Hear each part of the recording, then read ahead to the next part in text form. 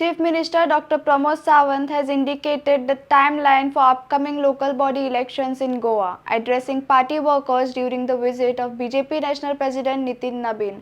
The Chief Minister said that municipal elections in the state are scheduled to be held in March, while elections to municipal councils are likely to take place in May. The announcement comes at the time when political activity is picking up across the state, with parties gearing up for crucial grassroots polls. Speaking to Karyakartas, Dr. Sawant also claimed that the influx of migrants into Goa has reduced during his tenure. He attributed these policy changes and governance measures taken by his government, though no specific figures were cited during the address. The Chief Minister further asserted that his government has focused strongly on Goan youth, stating that various welfare schemes and development programs introduced over the past few years are centered on creating opportunities for local youth. Dr. Pramod Sawant said this initiative aims to strengthen employment prospects, skill development, and self-reliance among Goans while ensuring that benefit reaches residents of the state. The statements were made in presence of BJP National President Nitin Nabin, who is on visit to Goa to review party preparation and organizational strength ahead of the upcoming elections.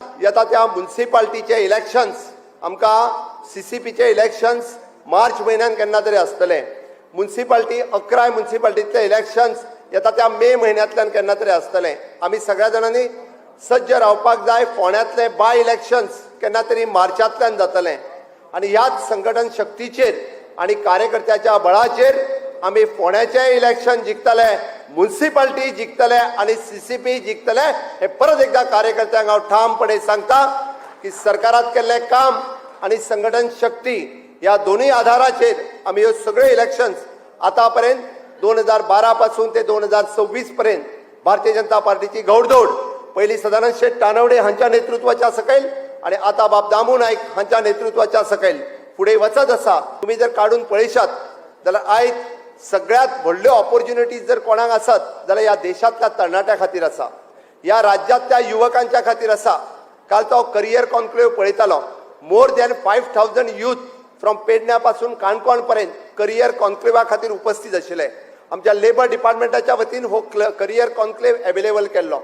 आमी वेगवेगळी career options जी म्हणजे आमी routinely फक्त doctors, engineers आणि BA BCom हाज्या पुरते न्ही, तर आता हेज्या फुडें येवपी आर्टिफिशियल इंटेलिजन्स आसतले, डेटा सायन्स आसतले, तांच्या खातीर लागपी अश्यो वेगवेगळ्यो ऑपॉर्च्युनिटीज, रिसर्च आसतलो, इनोव्हेशन्स आसतलो, टेक्नॉलॉजी सेक्टरांत आसतलो, डिजिटल सेक्टरांत आसतलो.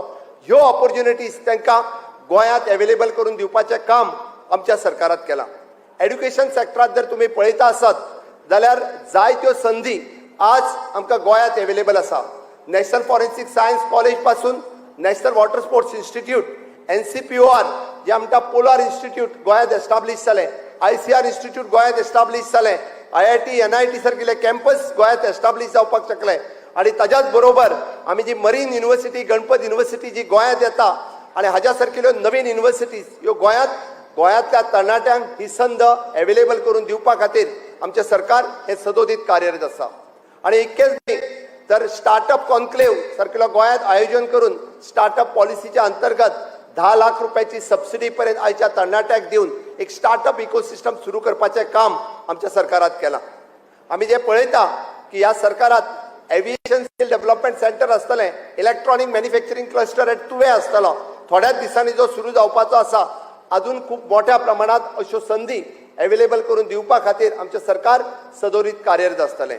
गोंयांतल्यो सगळ्यो ITI आमी ISO सर्टिफाय करता आसतना त्या ITIंतल्यान आमी हॉस्पिटॅलिटी सारकिलो नवीन कोर्स तितून इंट्रोड्यूस केलो आणि ह्या सगळ्या जाणांक म्हणजे टुरिझम सेक्टरांत नोकऱ्यो अवेलेबल करून दिवपाचें काम हे आमच्या सरकारात केलें. हांव हे इतक्याच खातीर कार्यकर्त्यांच्या समोर दवरता की आमकां व्हिजन आसा आणि त्या व्हिजनाच्या सकयल आमी काम करता. आणि सातत्यात आमचें सरकार स्किलिंग, रिस्किलिंग आणि अपस्किलिंग हो सेक्टर दवरता आसतना ह्या राज्यांतलो एकूय तरणाटो बेकार उरचो न्ही म्हणून तर आमचें सरकार वेगवेगळ्यो संधी ह्या तरणाट्या खातीर उपलब्ध करून दीत आसा. एप्रेंटिसशीप प्रोग्राम आसतलो जेणे करून तो स्किल जावचो, अपस्किल जावचो, ताका एक्सपिरियन्स मेळचो म्हणून एप्रेंटिसशीप प्रोग्राम आमच्या सरकारात चालू केलो आणि मोर दॅन 15,000 भुरगे हे एप्रेंटिसशिपाच्या सकयल जॉइन जाले.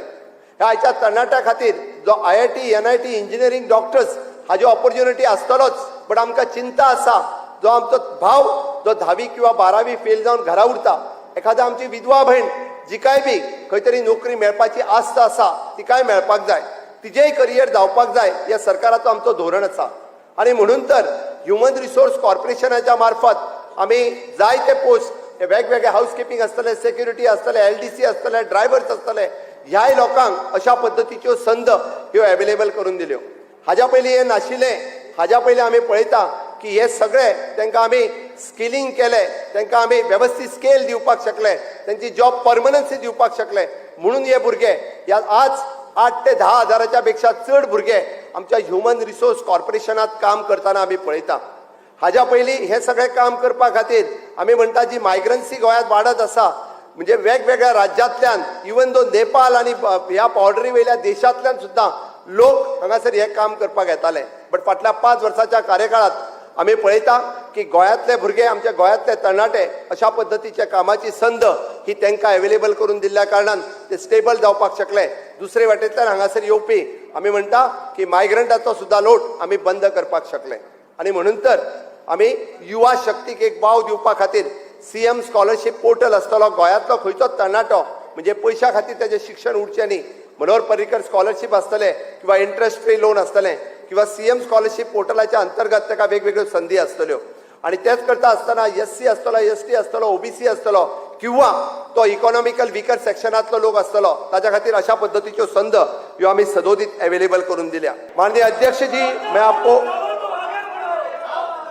मैं आपको आश्वस्त करता हूं कि हमारे कार्यकर्ता पूरे नॉट ओनली द नेतागण, जो ग्राउंड लेवल पे जो कार्यकर्ता हैं, आपके आने से पूरे चार्ज अब हो चुके हैं. आगे आने वाले 27 के इलेक्शंस में पूरी तरह से NDA की सरकार यहाँ पे आएगी, भारतीय जनता पार्टी की सरकार आएगी. ये मैं आपको गोवा प्रदेश के कार्यकर्ता की तरफ से मैं आश्वस्त करता हूँ. आप मोदी जी को कहो कि आगे आने वाले गोवा में फिर एक बार भारतीय जनता पार्टी की सरकार जो अंत्योदय, सर्वोदय और ग्रामोदय तत्वों पर काम करने वाली रहेगी. जो मोदी जी का विजन है आत्मनिर्भर भारत, वही विजन स्वयंपूर्ण गोवा करके हम पूरे करेंगे. यही तो सपना है कि विकसित भारत तो विकसित गोवा 2037 होके पूरा होगा. बस यही कह के मैं मेरी वाणी को विराम देता हूँ. जय हिंद, जय भारत. तुम्ही पळयतात गोंयकारपण, गोंयकारांचो गोंयकारा खातीर.